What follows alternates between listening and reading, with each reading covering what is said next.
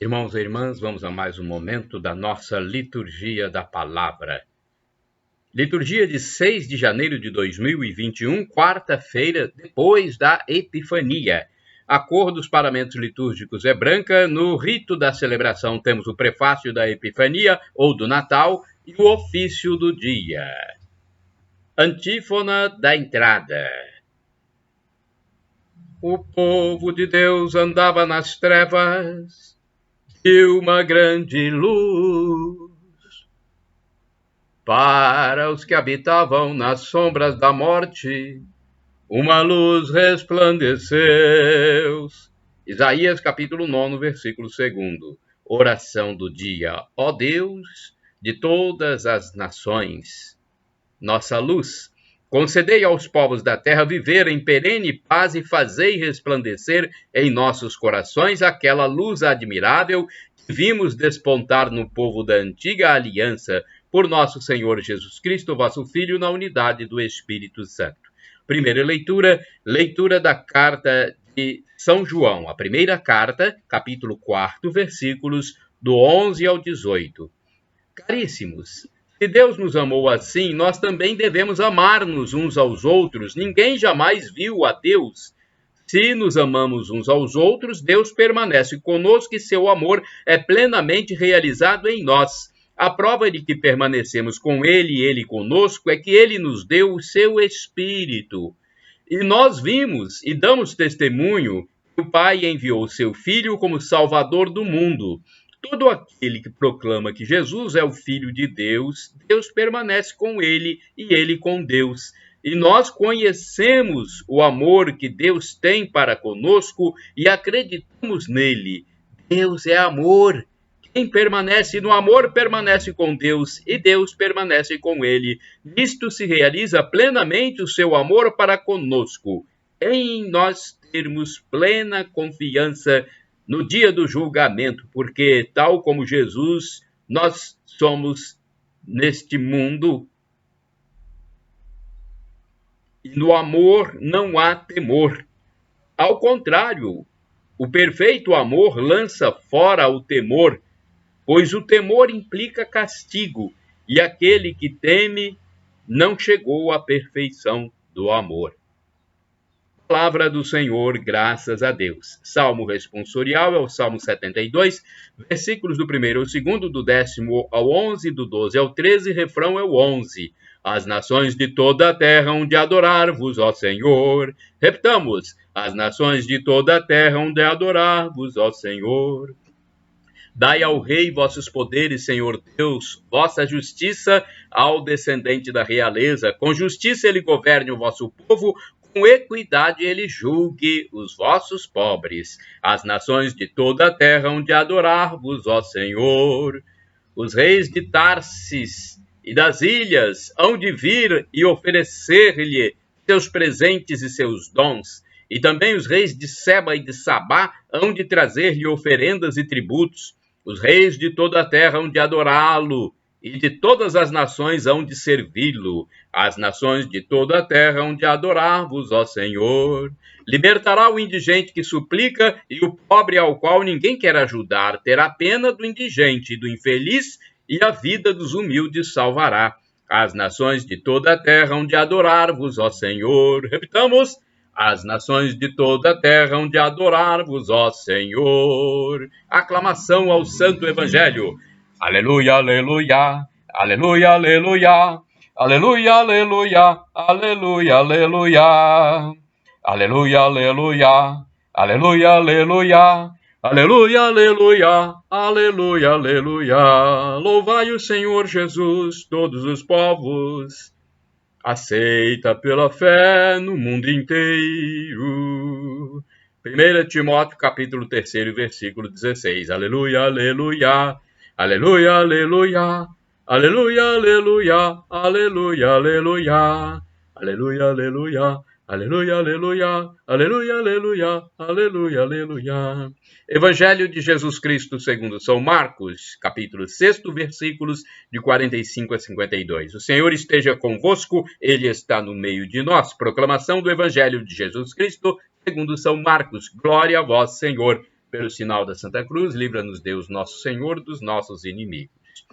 Depois de saciar os 5.000 homens, Jesus obrigou os discípulos a entrarem na barca e irem na frente para Betsaida, na outra margem, enquanto ele despedia a multidão. Logo depois de se despedir deles, subiu ao monte para rezar. Ao anoitecer, a barca estava no meio do mar e Jesus sozinho em terra.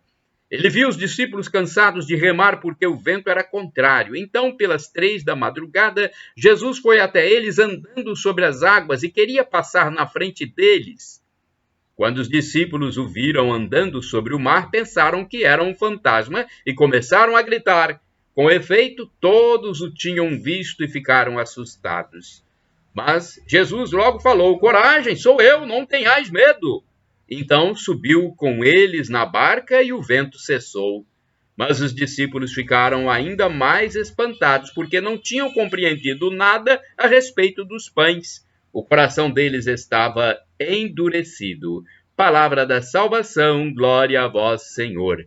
Vamos à liturgia comentada de Antônio Carlos Santini, liderança da Comunidade Católica Nova Aliança, e-mail santini@novaalianca.com.br. Caminhando sobre as águas, Marcos, capítulo 6, versículos de 45 a 52. Sobre o lago, noite escura, apenas os 12 apóstolos são testemunhas de que Jesus caminhou sobre as águas. Ninguém mais viu sua caminhada. Jean Valette, pastor da Igreja Reformada na França, fala sobre esta marcha. Ela não aconteceu diante dos fariseus que esperavam este gênero de demonstração para crerem, ou seja, para serem dispensados da fé. Ela ocorreu diante dos discípulos, que ao seguirem Jesus deram o primeiro passo da fé sem nenhuma garantia. Esta caminhada interpela homens cuja fé ainda está quase toda reduzida ao amor que eles têm pelo Mestre, no qual essa fé precisa ser iluminada. Eles ainda não sabem a quem estão seguindo.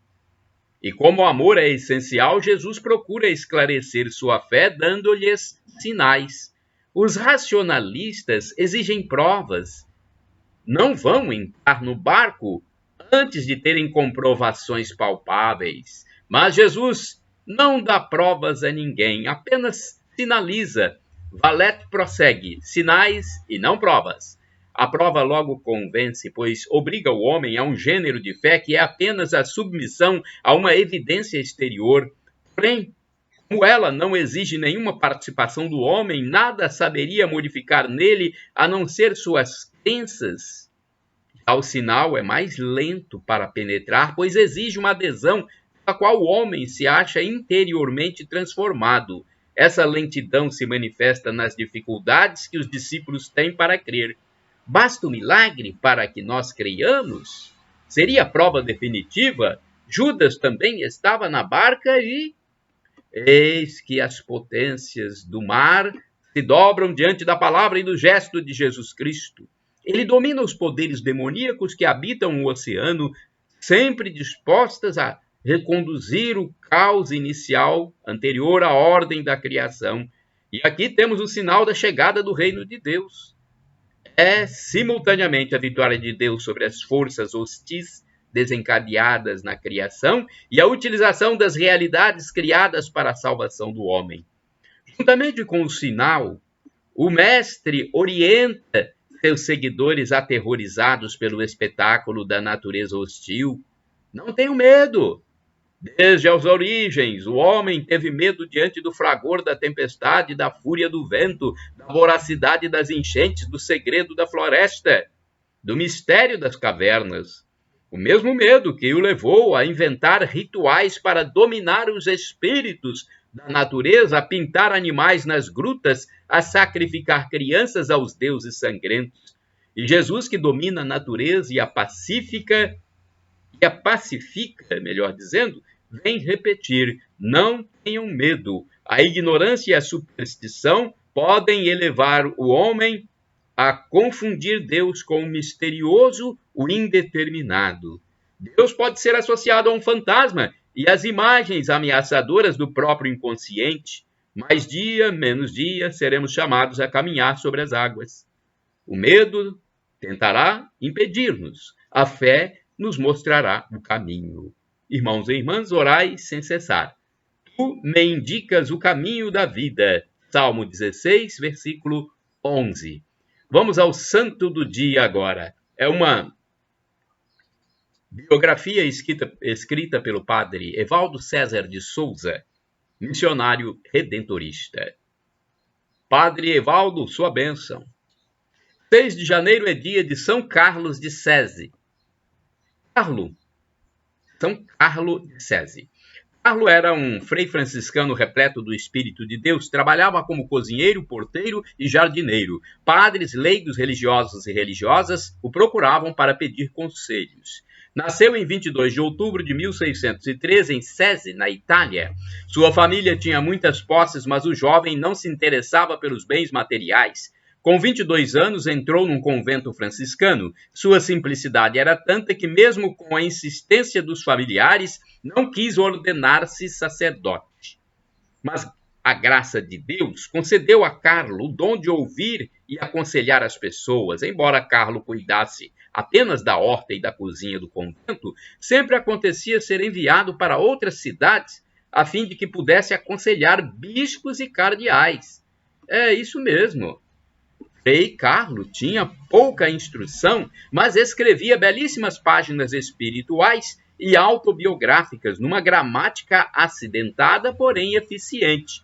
Faleceu em 6 de janeiro de 1670, no convento de São Francisco, na cidade de Roma. Reflexão. A vida cristã floresce entre os mais humildes e pequeninos. Nestes, o Evangelho de Jesus se torna vivo e consegue, melhor dizendo, transformar os corações. Na vida de São Carlo, encontramos o testemunho seguro de que a união com Cristo é o bem maior que possuímos. Abramos mão das seguranças do mundo e repousemos nossa cabeça no colo de Deus. Oração. Rezemos. Deus, Pai, Senhor das criaturas, derramai sobre nós suas bênçãos e dai-nos, pela intercessão de São Carlo, encontrar-te nas coisas mais simples da vida. Por Cristo nosso Senhor. Amém. Shalom Adonai é uma expressão hebraica que significa a paz de Deus. El Shaddai significa Deus onipotente, Deus todo-poderoso, Ele proverá. E do aramaico eu clamo, Maranata, como dizem os protestantes ou evangélicos, com a tônica na penúltima sílaba, ou Maranatá, como dizem os católicos, com a tônica na última sílaba. Não importa, somos todos irmãos. E o significado é o mesmo. Vinde, Senhor Jesus. Um dia Ele vai voltar. Arrependamo-nos diariamente dos nossos pecados, para que, quando Jesus voltar, nos absolva e nos leve para a vida eterna, para a eternidade, onde viveremos com felicidade em plenitude. Shalom, a paz. Shalom Adonai, a paz de Deus.